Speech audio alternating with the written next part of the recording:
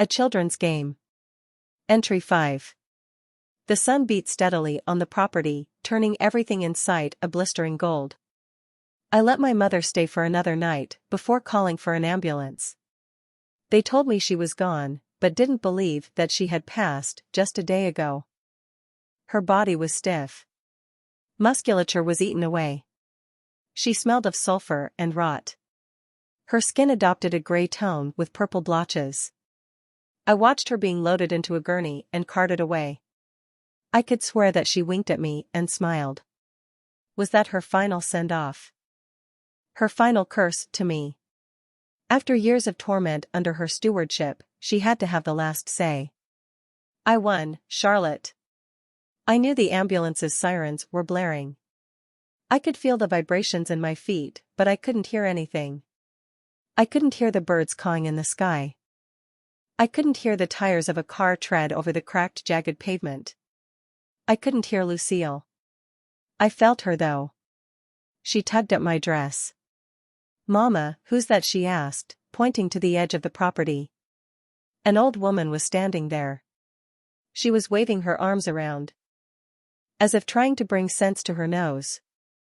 Her head was covered in a near-transparent scarf. Willowy wisps of white hair fell across her brow. Her face was lined with decades of weariness. But those eyes. Her eyes hadn't any pupils, just big white balls of nothingness. Or so I thought. Light blue balls just happened into her stare in an instant. "Are you lost?" I approached. "No, child. I am found. On this day, I am found," she replied. "This is private property," I continued. "Yes, ma'am. Indeed it is." "Best not meddle in these affairs," the old woman retorted. "Shall I call a cab for you?" I asked with a waver in my voice. Her presence bothered me a bit. But she didn't seem to be a threat. I drew closer to her. "No, love. What you have going on in that house is more than a match for any cab driver," she stirringly responded. Her teeth were tiny little pillars. I stopped approaching. "What did you say?" I asked her more firmly. "I said Camille and your mother left from here, but they didn't leave here. I don't have to convince you, and the little one none. Just know that when a door is opened on this side, somebody or something will surely answer on the other side. Nasty things that say and do the most wicked acts. Maybe it's best a blind old lady doesn't get entwined in these things." "How long before that cab?" she asked me. My mouth was agape with saliva pooling at the corners. Yet my throat was desert dry. Lucille asked, "Are you a friend of Nan's?" "I bet you are, on account of you both being so old." I hushed Lucille, before returning my gaze to the old woman. "No, child. I'm a seer. A psychic. I follow energy until I find a disturbance. I know what you're thinking. This one's an ambulance chaser, looking to pocket off the bereaved. But, I'll tell you this. I came here more broke than this pavement, and I intend on leaving her as such. Now, if you wanna," the old woman said before pausing. "I'm sorry. I didn't quite catch that."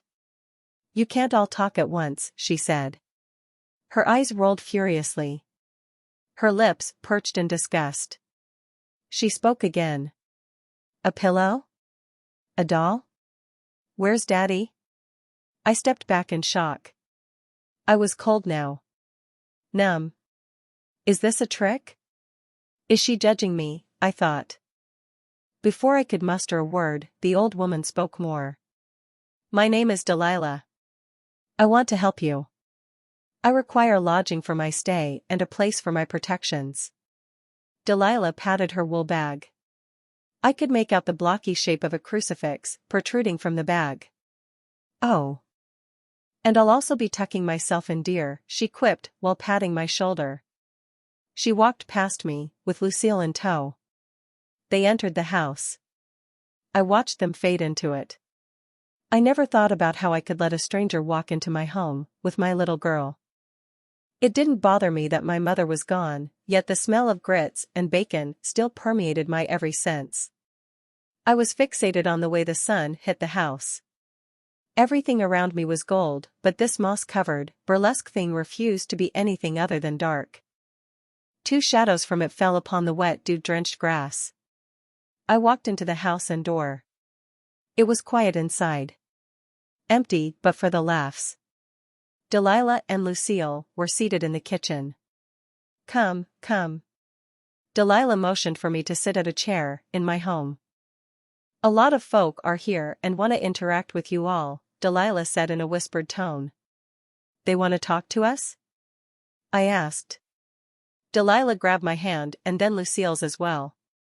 "Interact," Delilah repeated.